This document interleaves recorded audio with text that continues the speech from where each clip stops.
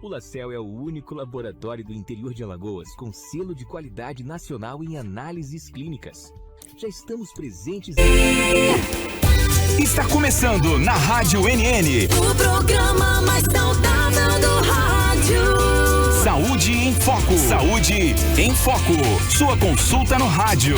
Saúde em Foco. Boa tarde. Boa tarde. Em Arapiraca, 12:59. 12:59, quarta-feira, dia 11 de dezembro. Nossa, como tá passando rápido esse trem, né? E aí, ó, confere aí tempo e temperatura em Arapiraca, 34 graus, probabilidade de chuva 0%, umidade relativa do ar em 39% e ventos de 13 km por hora.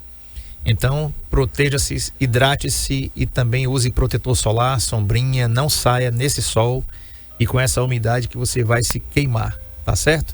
Muito bem, hoje a gente recebe aqui a Luíse Maria, que é enfermeira aqui da Clínica Procriança. Aliás, eu quero dar as boas-vindas à Procriança, que vai estar com a gente nessa 12ª temporada do Saúde em Foco.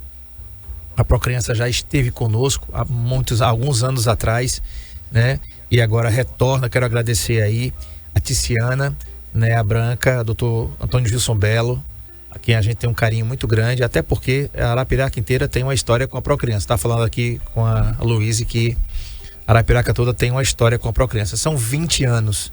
E olha, gente, um tema muito legal que a Thelma escolheu pra gente, que é o seguinte.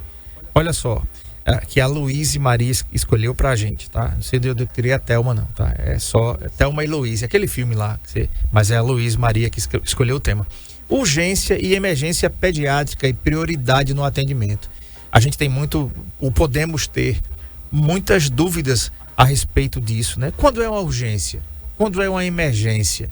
Por que tem urgência e emergência? E qual é a prioridade no atendimento? Então você pode participar pelo 99639-8389, colocando suas dúvidas, que a Luíse vai responder para você e para mim também. Ou então entra aí no nosso chat, estamos ao vivo no NN Play e você vai ver imagens, já está vendo imagens ao vivo da nossa entrevista e pode entrar no nosso chat e colocar as suas dúvidas por lá também.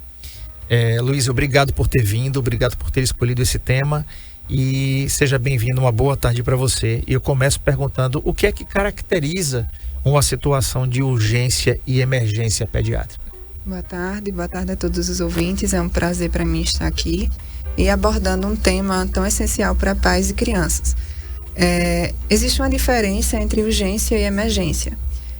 A urgência, ela se dá mais por questões clínicas, certo? É uma febre há mais de 24 horas, uma febre persistente, dificuldades respiratórias, esforços respiratórios, diarreia e vômitos com mais de 3 episódios em 1 hora.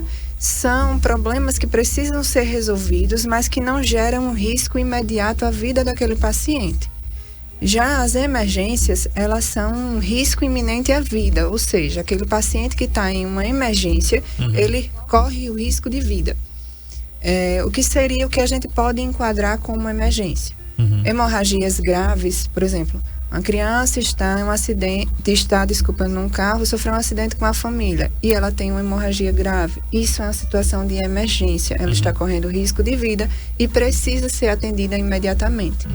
Traumas, quedas, crianças que sofrem muitas quedas, né? Quedas da própria altura, quedas acidentais, e isso também a gente pode enquadrar como uma emergência.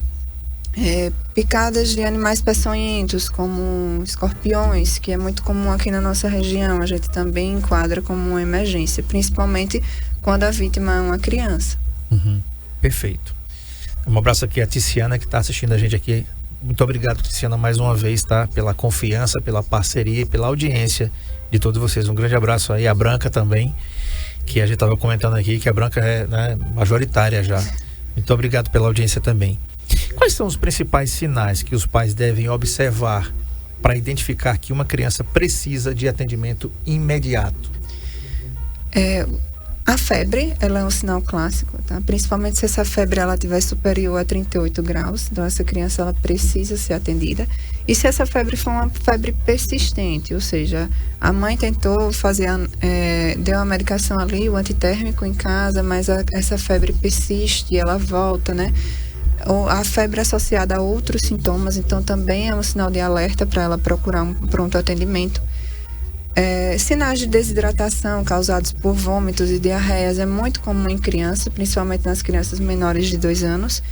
E as nossas urgências pediátricas, elas recebem muito casos de desconforto respiratório, né? Sinais de esforço respiratório nas crianças, que é quando a gente vê que aquela criança está com uma respiração mais difícil, né? Tá com aquele sinal de esforço, não tá uma respiração normal. Então, esse é um sinal claro de que a criança precisa de um pronto atendimento. Uhum. Tá, deixa eu pegar a minha outra pergunta aqui para você, que é o seguinte: existem sintomas específicos que podem ser facilmente confundidos entre urgências e situações menos graves? Eu acho que isso é uma coisa recorrente da gente, principalmente pais de primeira viagem, que acham que tudo que acontece com seu filho é uma coisa urgente e emergente. Isso, sim. A tosse. A tosse é um sintoma muito comum em crianças e que causa um incômodo muito grande. Mas o que pouca gente sabe é que a tosse ela é um reflexo do nosso próprio corpo, do nosso organismo, para expelir algum agente invasor. Então, ela não é um sinal de alarme. A não ser que essa tosse ela se torne muito persistente e por vários dias. Mas, meu filho começou a tossir hoje, eu já preciso levar ele para um pronto atendimento? Não, eu posso esperar um pouco. Não é um critério de urgência. Tá? Agora, se essa tosse vem acompanhada com uma febre muito alta, aquele paciente está apresentando dificuldade de respirar, ele está inapetente, ou seja, ele está mais quietinho, mas não está tão ativo como normalmente ele isso nos chama atenção para que ele está precisando de um atendimento mais rápido. Uhum. Nos hospitais onde tem urgências e emergências, nós temos a classificação de Manchester. Isso. Né? Que é aquela fitinha que algumas pessoas às vezes não querem entender, não entendem. Tá lá explicando, inclusive falando, tem as cores verde, amarela, azul e vermelha. Né? E laranja também. E laranja também. Vou até pedir o Pirulito para que coloque essa classificação de Manchester na tela, para que os pais possam entender, a gente possa explicar melhor. Porque de acordo com as cores é que vai dizendo a gravidade da situação. Vai ter situações, claro, que o paciente não vai estar consciente, ali já está grave mesmo, ele não tem como ir para a triagem porque ele vai ter prioridade no atendimento, né? Mas vamos lá, vamos colocar uma situação aqui, Luiz. Uma pessoa, estou falando de um adulto agora, tá? A gente tem uma dor de cabeça que está muito forte, né? E a gente acha que, como a dor é nossa, então a gente acha que a gente tem prioridade, né? Eu estou sentindo uma dor aqui e a dor de cabeça só quem sabe dimensionar sou eu. Quando nós somos pais, nós transferimos essas coisas para o local onde a gente está atendendo o nosso filho, né? Nós queremos que os nossos filhos sejam atendidos se a gente pudesse, entrava ali na Procriança e já dizia onde é o consultório, é ali, entra ali. E não é bem assim. Então a minha pergunta o que né? Como funciona a triagem em um atendimento pediátrico? Tá aí na tela a classificação de Manchester, tá? Verde é pouco urgente, amarelo é urgente, laranja é muito urgente e vermelho já é emergência mesmo. Essa classificação de Manchester. Então, como funciona a triagem em um atendimento pediátrico? De acordo com essa classificação, a emergência é um atendimento imediato, ou seja, aquele paciente ele não precisa nem passar por uma triagem, ele é atendido imediatamente. O que seria isso? Seria aquele paciente que está em parada cardiorrespiratória, ou que ele está apresentando um severo rebaixamento do nível de consciência. São 2 exemplos do que seria o atendimento de emergência e atendimento imediato. O atendimento muito urgente seria aquele atendimento que o paciente pode esperar até 15 minutos para ser atendido por um médico. Tá? O atendimento amarelo, que é o urgente, ele define pelo protocolo que o paciente tem até 1 hora para ser atendido. E o verde, até 2 horas para ser atendido. Em algumas instituições é utilizada também a cor azul, que é o não urgente, que o paciente tem até 4 horas para ser atendido. Uhum. Então, como é que funciona essa classificação? O paciente chega até o pronto atendimento e ele passa, né, por uma triagem com um profissional da enfermagem, e através de sinais vitais e das queixas do paciente, ele vai ser classificado de acordo com essas cores. E aí, ele retorna e aguarda o atendimento médico de acordo com a sua classificação. E você tocou num ponto muito importante, que é o anseio dos pais, né, diante da dor e da queixa do filho.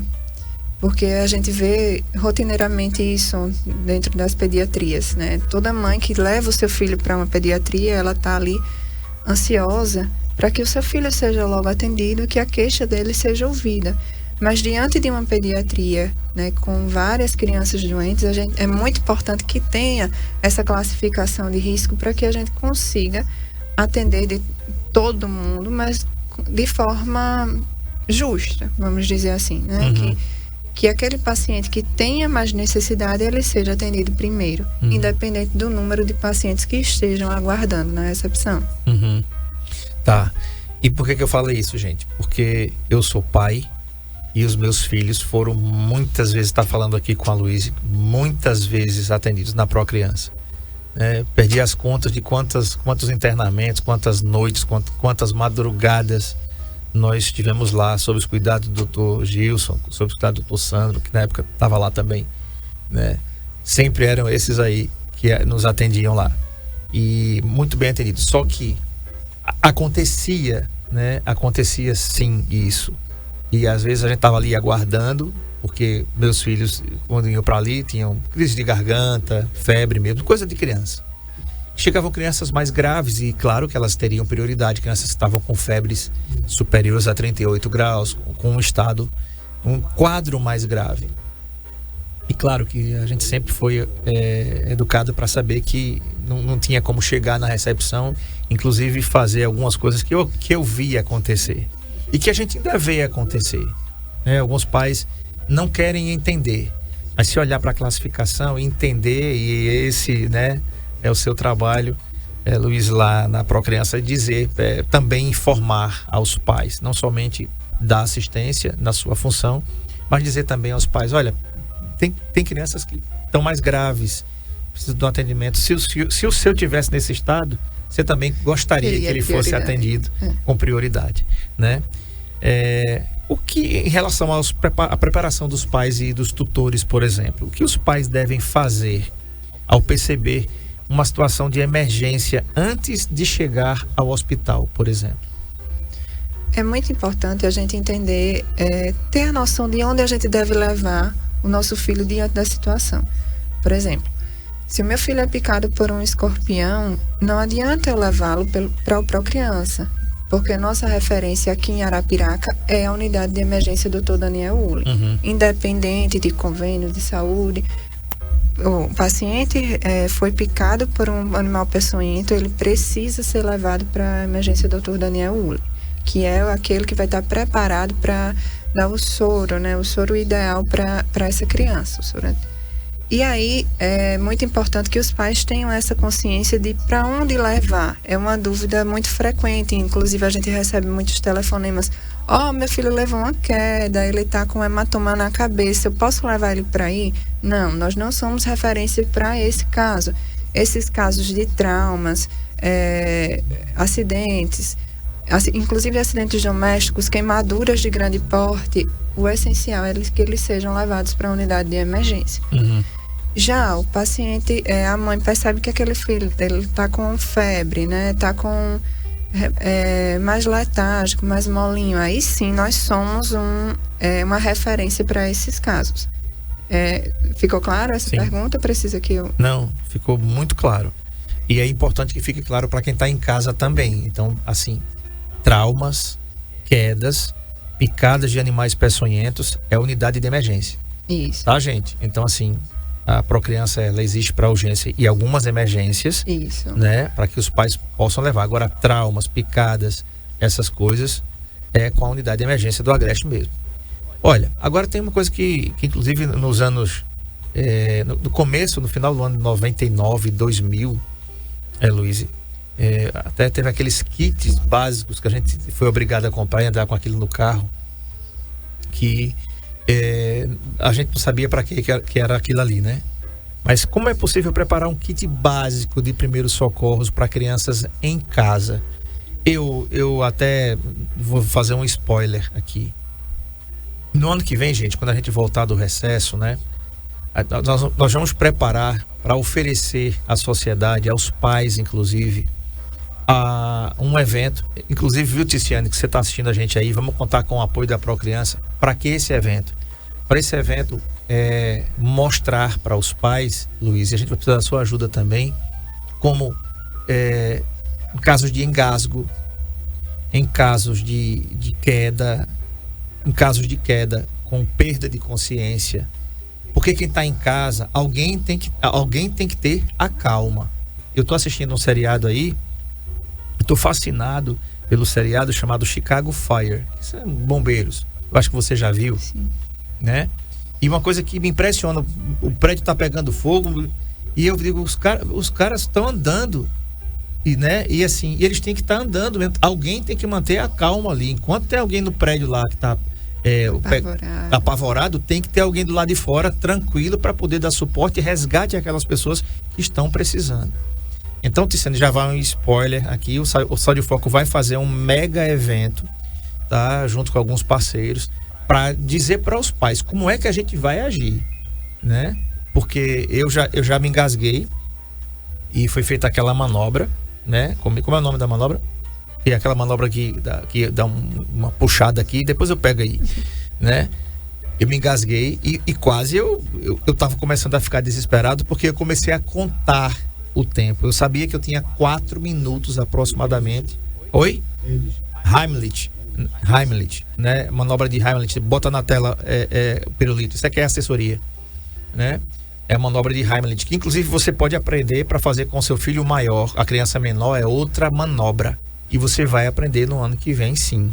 Nós vamos colocar alguns pais, os pais que se inscreverem e tal. Já estou dando um spoiler aqui, mas vai ser muito bacana, né? Para que os pais possam entender como socorrer o seu filho. Se engasgou com água e tá perdendo a consciência. Eu, quando me engasguei, eu sabia que eu tinha 4 minutos.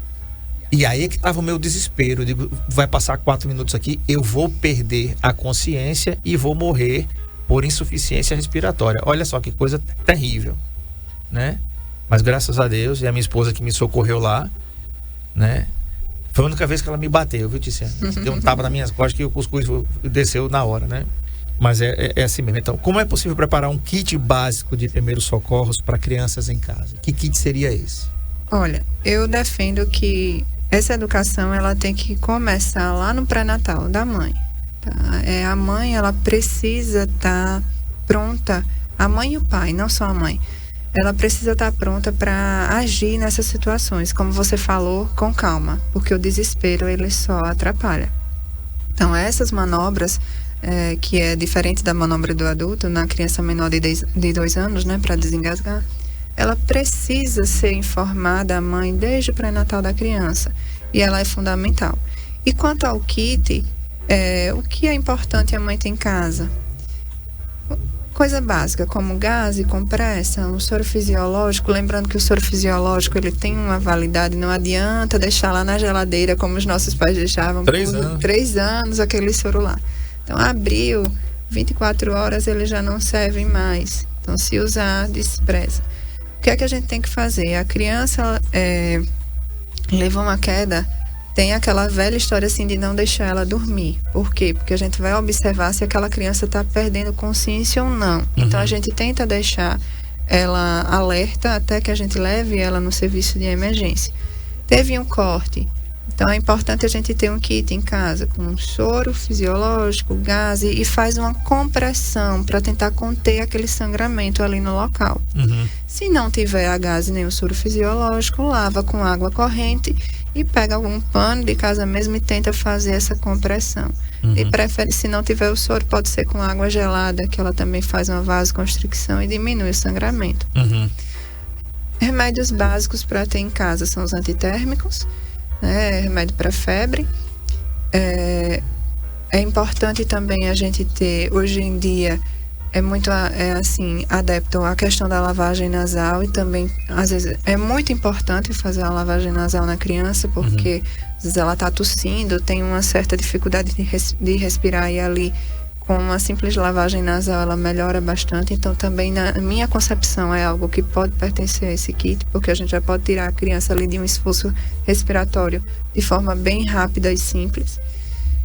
E manter a vigilância mesmo. O importante é a gente, como é que eu posso falar para você? Não deixar acontecer. É muito mais importante a gente ter a vigilância e evitar que o problema se instale do que a gente pensar muito no kit, né? A gente tem que evitar que aconteça e agir com calma e de forma correta se acontecer. É verdade. Estou conversando com a Luísa Maria, ela é enfermeira aqui da Clínica Pro Criança, e o assunto é urgência e emergência pediátrica e prioridade no atendimento. Eu vou fazer o seguinte, vou para o intervalo comercial. Você pode colocar suas dúvidas aqui no nosso chat ou mandar suas dúvidas, né, pelo 99639-8389, que a Luísa vai responder para você, tá? Um detalhe, né? No meu tempo, o kit dos primeiros socorros era um vidrinho de mertiolate. E aquele ardia... pois é. É contraindicado. É contraindicado, e tem um detalhe, viu? Aquilo ali a gente já chorava antes de colocarem na gente, né, Tiziana? Né, como eu sou de Xuxa pra cá, né? Então eu sei o que é dor, né? Aquilo ali, quando a mãe pegava assim e dizia: meu Jesus, vou ver as estrelas, os anéis de Saturno, tudo aqui, porque aquele trem ardia, rapaz. E eu acho que não curava nada, viu? Era só... Não tinha... A gente foi descobrir muitas décadas depois que não tinha eficácia de nada, né? Mas tem gente que tem em casa sanativo, outras coisas lá, né? Que serve para fazer um paliativo, para dizer para a criança: olha, você vai ficar bom, né? Só ver aquele negócio vermelho parecido com sangue, eu já queria desmaiar, né? Eu vou para o intervalo comercial, vou tomar uma água aqui com a Luísa, e daqui a pouco a gente volta para falar sobre esse tema. Não sai daí não, eu volto já. E cidades. Cada vez mais investimos em estrutura, qualidade, segurança, precisão e tecnologia. E isso faz toda a diferença nos resultados dos seus exames. Laboratório Lacel, a marca da precisão.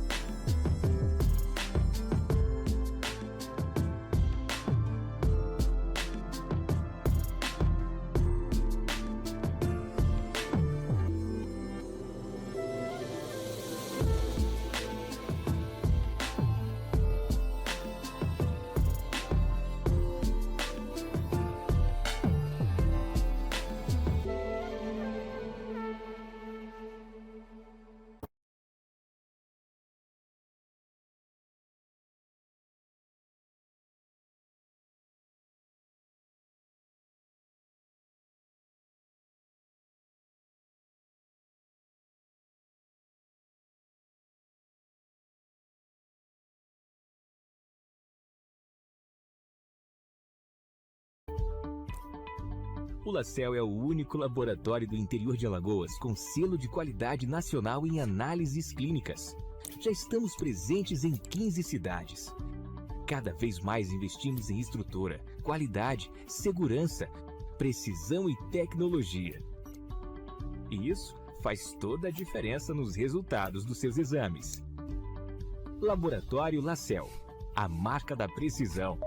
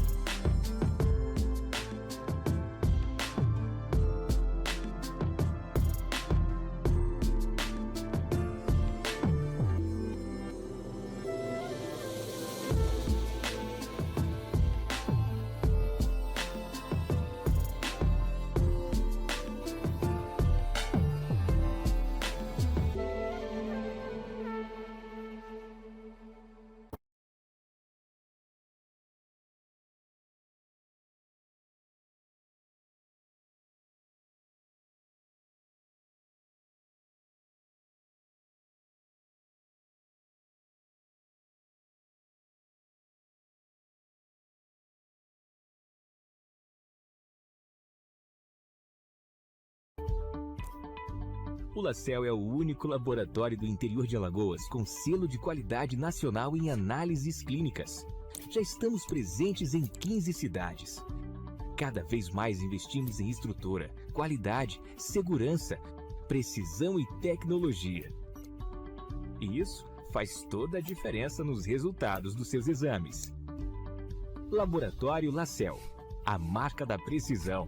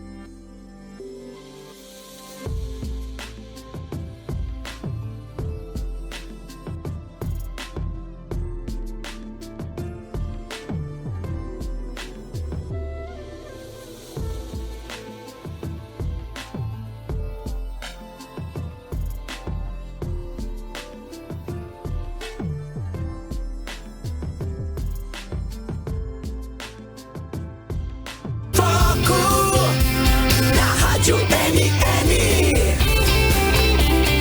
com André Pérez. Muito bem, estamos de volta aqui então com o Saúde em Foco. Estou falando com a Luiz Maria, ela é enfermeira-chefe aqui da Procriança. E olha, gente, o assunto é muito interessante. Que assunto interessante é esse? Urgência e emergência pediátrica e prioridade no atendimento, tá? Então é importante você participar. Se tem dúvida, faça como a Dilza do sítio Uricuri em Atalaia, que está ouvindo a gente aqui. Quero mandar um abraço também para Mércia e também para Ângela lá em Olivença, que estão assistindo a gente, estão ouvindo e vendo a gente lá em Olivença, no Alto Sertão Alagoano. Também a dona Marli de Leite em Garanhuns, que está assistindo a gente também, está ouvindo a gente aqui.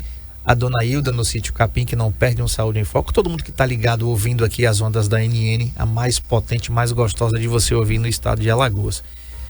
Quero perguntar a você, Luiz, o seguinte: qual é o papel do enfermeiro em situações de urgência pediátrica?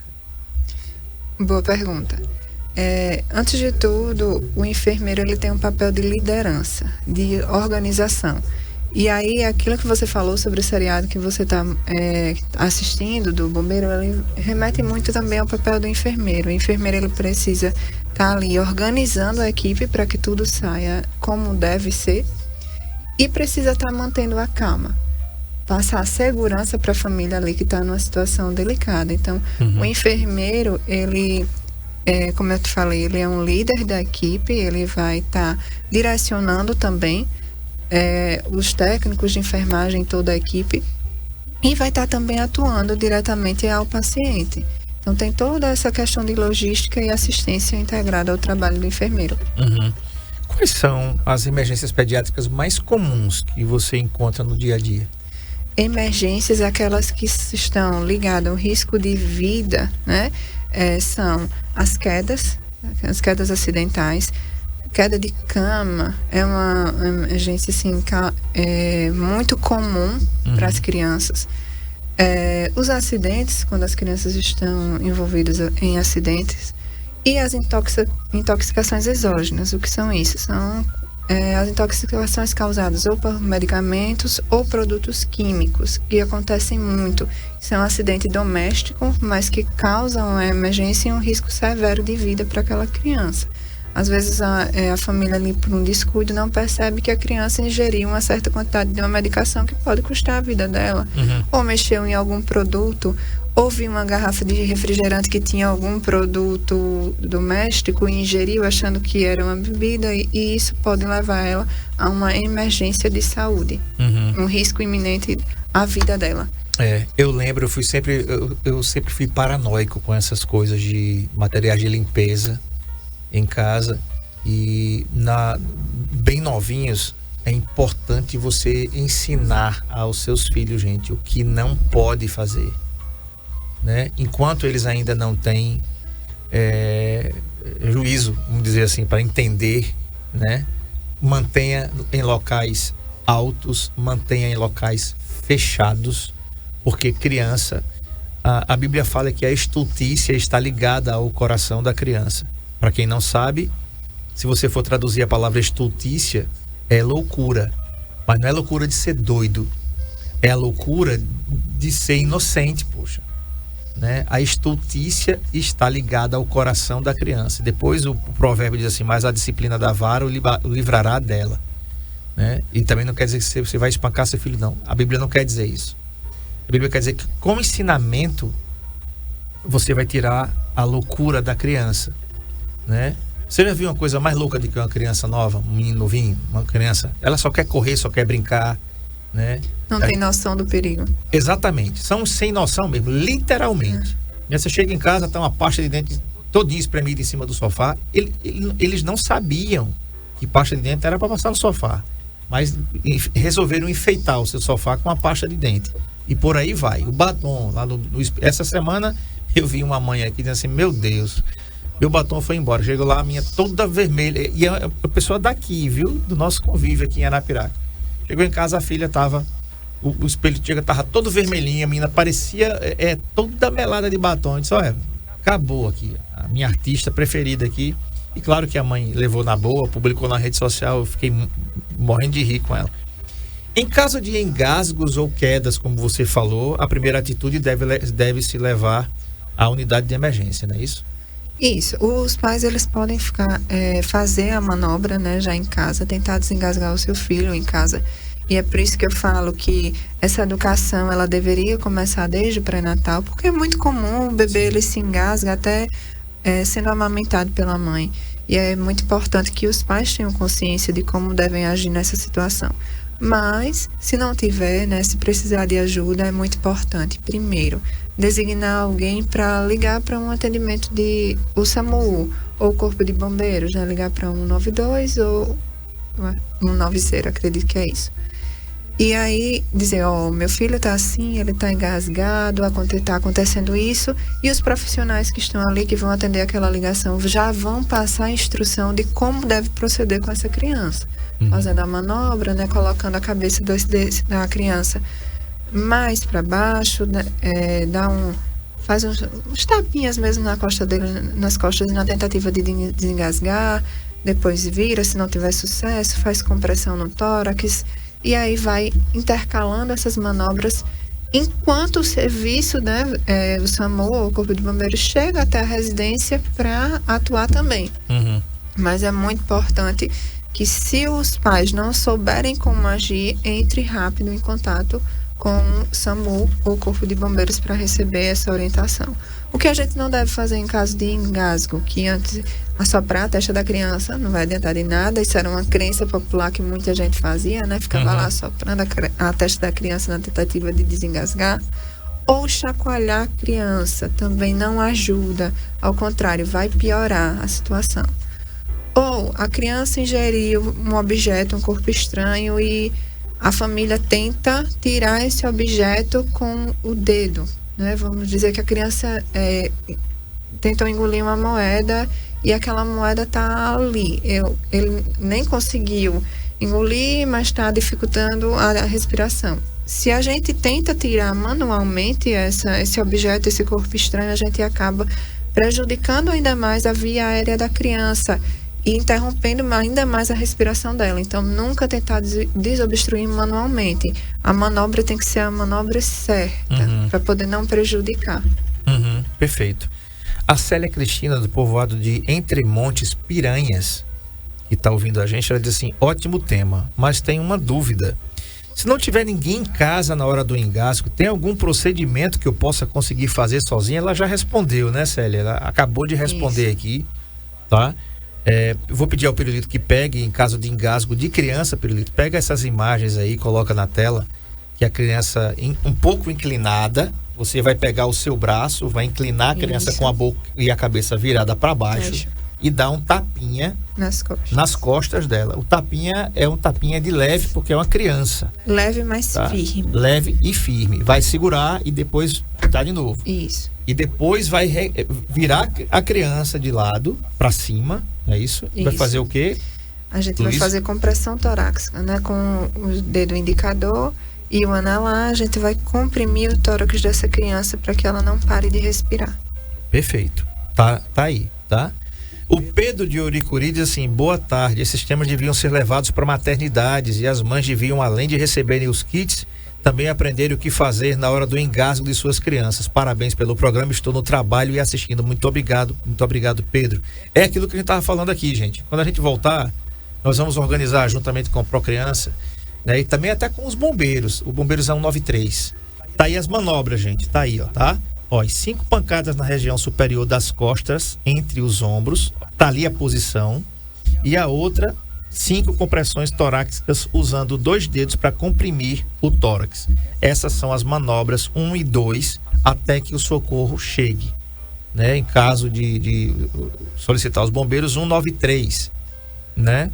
Se não estiver funcionando, depois a gente tem que passar o telefone dos bombeiros aí. Pois não, Luiz. Outra coisa muito importante: como é que a gente sabe que o bebê ele desengasgou? Quando o bebê volta a chorar. Se o bebê está chorando, ele não está engasgado. Se ele está engasgado, ele não chora, não emite nenhum ruído. Então, se o seu bebê voltou a chorar, é porque ele desengasgou. Perfeito. Vou fazer uma pergunta redundante aqui. Você já respondeu, mas eu preciso perguntar. Você acredita que campanhas educativas poderiam reduzir as visitas desnecessárias às emergências? Muito. Eu acredito muito no poder da educação. E por isso que eu acho que eu já falei aqui em mais de uma oportunidade que eu acredito que esses temas eles devem ser abordados desde o pré-natal da mulher, né? Desde o pré-natal da gestante, para evitar. Quando eu levo o meu filho para um pronto atendimento pediátrico sem que haja uma real necessidade, eu estou expondo o meu filho também. Estou expondo ele a várias bactérias, a várias doenças, que se eu soubesse manejar em casa, talvez eu não precisasse estar expondo o meu filho. Então é muito importante a gente entender quando é o momento certo de levá-lo, né? E isso a gente só começa a ter critério, só começa a entender quando a gente sabe, né? Quando a gente tem conhecimento a respeito. É verdade. Luiz, outra pergunta. Quais são os maiores desafios no atendimento da urgência, na urgência pediátrica, para você? O desafio é ter uma equipe preparada, isso é um desafio porque a gente precisa estar constantemente atualizado, né? A gente precisa estar sempre ali se atualizando das diretrizes da pediatria e das urgências e emergências. Isso é um desafio constante para a gente, manter aquela equipe organizada. E no caso específico da pediatria, é a gente lidar com um paciente que nem sempre sabe se expressar, né? Uma criança, ela nem sempre sabe dizer o que é que ela está sentindo, onde é realmente a dor dela. Um bebê que tá com dor, ele não vai me dizer onde é a dor dele, né? A gente entende que ele está com dor através de sinais, como um choro constante, mas ele não vai ser capaz de me dizer onde é aquela dor. Então isso é um desafio para trabalhar na pediatria. E um desafio muito grande também na pediatria é lidar com o anseio, né, dos pais, diante daquilo que a gente já falou. As pediatrias são quase sempre cheias, né? Estão sempre cheias de paciente. E você lidar com o anseio de pai e mãe que está ali querendo que o seu filho seja consultado rápido, imediatamente, é um desafio enorme para a equipe de saúde, para os profissionais de saúde. Pois é. Essa, Luiz, é a minha próxima pergunta. Como lidar com os pais ou responsáveis que estão em estado de desespero durante uma emergência? Eu não sei se vocês, com certeza vocês estão percebendo a calma dessa menina. A voz dela já acalma. Igual a voz do Dr. Yuri Candiago, cardiologista, não é não, ô Pirulito? O cara chega com a voz... o cara chega lá, o paciente chega com o Dr. Yuri Candiago com a pressão não sei quanto por quanto, e quando ele disser assim, boa tarde, você já tá bom. Porque ele tem uma voz em baixa entonação, fala bem mansinho, né? Completamente explicado. Ou seja, o paciente já se sente acolhido. Então, só que ali você não está falando com o paciente, você está falando com o filho ou a filha do paciente. E ali tem um pai ou uma mãe desesperada. Então, Luiz, como lidar com pais ou responsáveis que estão em estado de desespero durante um atendimento de emergência ou urgência? Primeiro passo é acolher, né? A gente precisa acolher aquela família que está desesperada porque ninguém quer ver o seu filho numa situação de urgência e emergência. Todo mundo deseja um filho saudável. Então, o primeiro passo é a equipe de saúde acolher o paciente e a sua família. Segundo passo, na minha opinião, é mostrar que a equipe está pronta para atender aquela situação, né? Mostrar confiança, demonstrar que a equipe sabe o que está fazendo. Se você está diante de uma equipe que está perdida, a gente não vai ter credibilidade. A gente precisa demonstrar que sabe o que está fazendo e passar segurança e confiança para os pais. Quando a gente consegue isso, 50% do processo ele está feito. E como prevenir situações que frequentemente levam as crianças à emergência? Primeiro, urgência. Situações de urgência. Como é que eu previno que meu filho adoeça? É importante a gente entender que as crianças elas adoecem bastante mesmo, né? Principalmente as crianças menores de 5 anos, porque elas ainda não têm uma imunidade totalmente formada, vamos dizer assim. Então, é natural que as crianças elas adoeçam. Mas o que é que a gente pode fazer para evitar pneumonias, vamos dizer assim? Evitar lugares aglomerados. As aglomerações elas fazem com que ali circulem muitos vírus, muitas bactérias, agentes biológicos e, consequentemente, a criança, né, que tem a imunidade mais baixa, ela pode ser acometida por um agente desse. Evitar, então, a aglomeração, evitar expor a criança a situações de risco. Aí a gente já entra para as questões das emergências. Ter cuidado com escadas, com fogões, né, para evitar queimaduras. Ter aquele cuidado, como você falou, de guardar os materiais, ter o local certo para guardar as medicações, para que a gente não exponha essa criança para os riscos. Os riscos que a gente chama que são riscos evitáveis. É verdade. Eu sempre ensinei aos meus filhos o que era um sabão em pó, uma água sanitária, inclusive tomadas, gente, viu? Tomadas, né? Coisas que tenham eletricidade também. A gente esqueceu de falar dessa questão do choque elétrico. Choque elétrico é uma coisa que pode matar. Mas se você puder evitar de ter diversas coisas colocadas, né? Aqueles T's que a gente fala, né? Sim. A criança vai ali, carregadores de celulares, inclusive hoje, são muito comuns. E hoje as crianças, elas estão muito tecnológicas, né? Muito ligadas à tecnologia, usam aparelhos celulares, tablets, e esse ato de colocar lá para carregar gera um risco. É verdade. E qual é a importância do acompanhamento regular com pediatras para evitar urgências? A gente acompanha as crianças regularmente para ver a questão do crescimento e desenvolvimento. Crescimento é o que a gente vê realmente, né? O quanto a criança está crescendo em estatura, quanto ela está ganhando de peso, e a gente vai acompanhar para ver se esses índices estão ok, estão normais, estão satisfatórios. E desenvolvimento vem mais com a questão cognitiva da criança, que seria o desenvolvimento. Ver se os reflexos dela estão adequados para a idade, ver se ela responde às questões que são impostas a ela diante daquela idade. Então, por exemplo, a criança de 5 a 6 meses, ela começa a ter controle de tronco para ficar sentada. Então, isso é um marco de desenvolvimento e não de crescimento. Então, é muito importante que a gente acompanhe com o pediatra, né? E o Procriança também faz essa parte eletiva, não faz só urgência. A gente também acompanha crianças para ver se o desenvolvimento dela e o crescimento estão de acordo com a idade. Então, se a gente leva e está tudo indo ok, está tudo certo com aquela criança, é muito provável que a gente não entre facilmente numa questão de urgência. Luiz, só para a gente dizer para a população, porque tem muita gente que pode não saber. Deixa eu responder aqui a pergunta aqui, para você responder a pergunta da Ana Lúcia de Santana do Ipanema. Ela diz assim: minha gente, que lugar maravilhoso, e traz uma paz. A voz dela imagina levar nossos bebês. Vocês estão em Santana do Ipanema? Não, Ana Lúcia, nós estamos em Arapiraca e estamos falando aqui da Clínica Procriança, pediatria 24 horas, tá?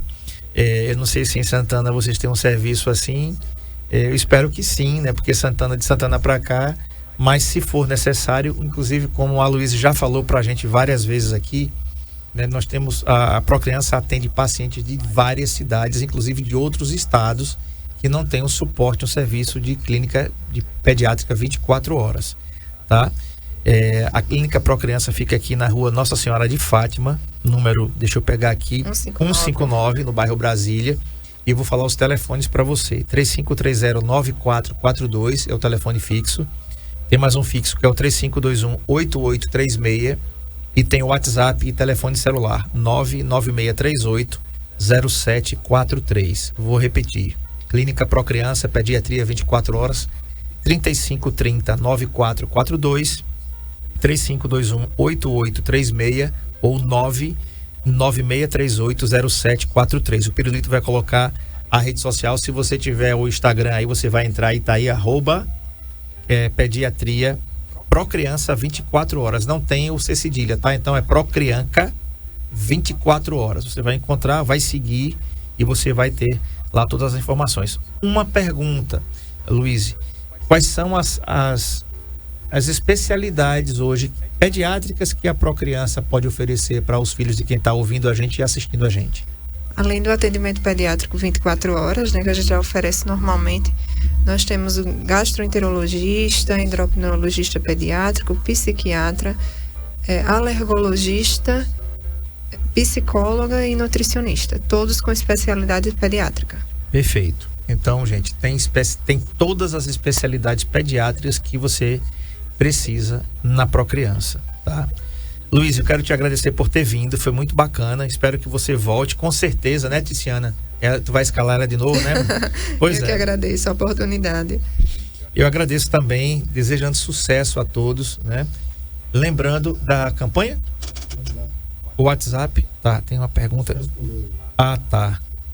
Ela tá dizendo que os enfermeiros daqui deveriam ter uma aula com essa moça. Amei, vou procurar se atendem aqui. Muito obrigada. Tá bom. Vamos falar da campanha, Pirulito? Gente, é o seguinte, nós estamos juntamente, o Saúde em Foco está juntamente com a Fórmula Farmácia de Manipulação e o Dr. Vinícius Menezes, reumatologista, fazendo uma campanha, é o Natal dos Velhinhos, Natal Solidário da Casa dos Velhinhos.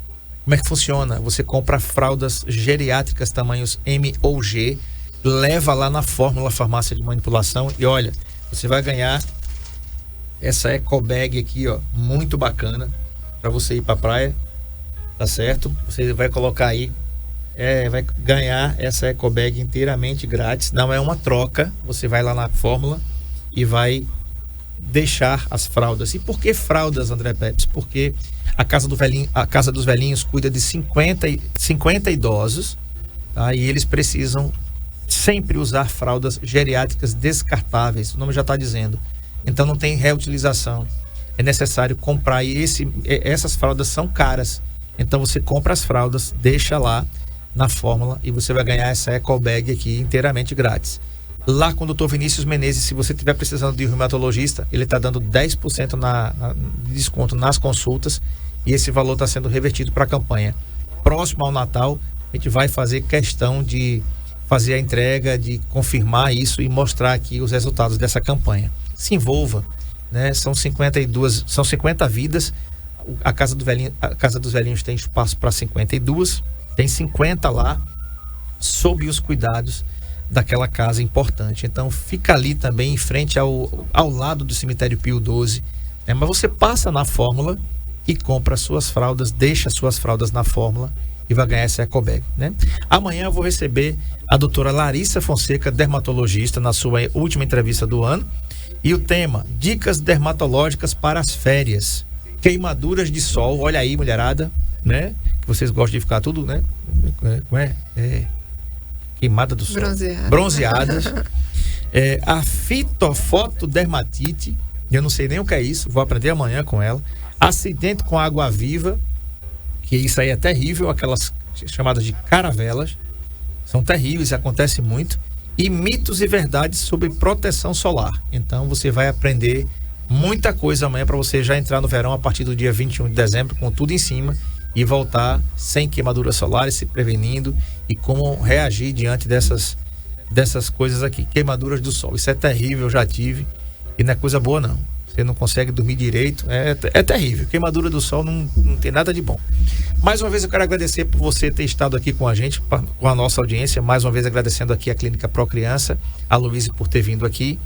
E amanhã a gente se encontra às 13 horas no programa mais saudável do rádio, na sua penúltima exibição de 2024. Uma vez que a gente entra em recesso, na sexta-feira, dia 13, volta só dia 13 de janeiro. Vamos dar uma descansada, preparar o material e vamos sim fazer esse treinamento aqui. Já lancei a parceria, o desafio aqui com a Tiziana, que nem me falou que confirmou, mas confirmou, né? Vamos sim oferecer condições de pais e mães aprenderem como desengasgar, como socorrer uma criança e evitar o desespero com uma coisa que é tão frequente e que pode provocar inclusive óbitos de algumas crianças. Já provocou, né?